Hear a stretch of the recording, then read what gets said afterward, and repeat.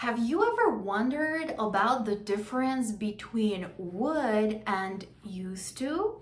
In this video, we're going to take a look at the difference between would and used to with clear examples. By the end, you will feel confident knowing which one to use when you talk about the past.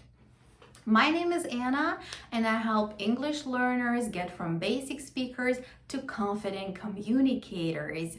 So first, let's take a look at similarities. Why is it that so many people are confused about these two? When should we use used to? When should we use would? We can use both would and used to when we talk about past habits or repeated actions that were happening in the past. You can say, every summer my family and I would go hiking in the mountains. You can also say, every summer my family and I used to go hiking in the mountains. But there is a very subtle difference between these two, and we will talk about it at the end of our video. Let's take a look at used to. Used to is a very versatile.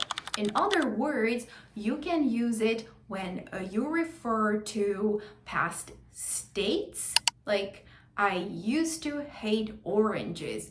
You can use it to talk about past conditions. I used to live in New York.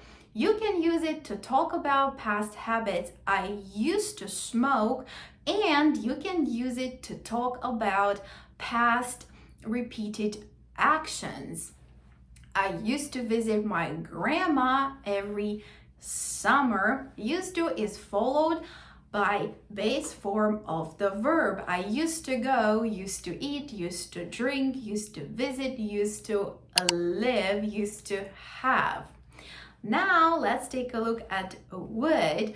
We can only use would when we talk about past habits and past actions that were happening regularly. You can say, every summer I would visit my grandma.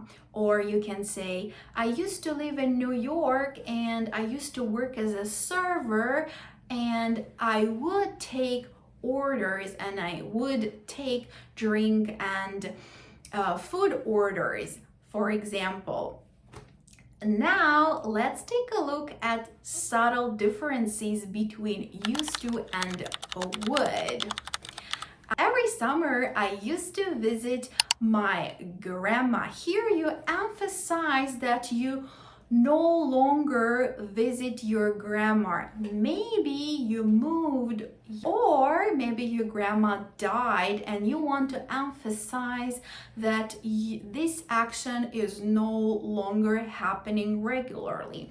If you say, in my childhood, every summer I would visit my grandma, or when I visited my grandma in my childhood, she would read bedtime stories.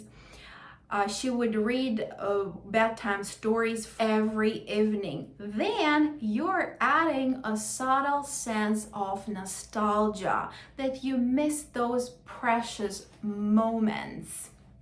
And also you emphasize that that was the action that were happening repeatedly in the past. Now over to stylistic difference. In everyday modern English, native English speakers more often use used to than would because it's commonly used in informal everyday conversations as well as in writing. Why? Because used to is versatile. As I mentioned before, you can use it with states, you can use it with stative verbs, you can use it with past habits and past actions that were happening repeatedly. Whereas would, you can't use would with past states. You can't say, I would live in New York. No, it's grammatically incorrect. You should say, I used to live in New York. You can't say I would hate oranges when I was younger. It's grammatically incorrect. You should say I used to hate oranges. So don't use would with states, conditions, and stative of verbs. On the other hand, would is commonly used in more formal writings and in literary formats like novels to recall repeated actions that were happening in the past. Here you have it, the difference between would and used to. Let's summarize it. We can use used to with past states. I used to hate oranges, or I used to have a dog. We can use used to with past conditions. I used to live in New York. We can use it with past habits. I used to play the guitar, or I used to smoke. And we can use it with regularly repeated actions in the past. Every summer, my family and I used to go hiking in the mountains. Used to is followed by base form of the verb, or in other words, bare infinitive. Now, would, we can only use would with habits and actions that were happening regularly in the past. We cannot use would with past states and with stative verbs like love, hate, be, remember, believe, and belong, own, and have, right?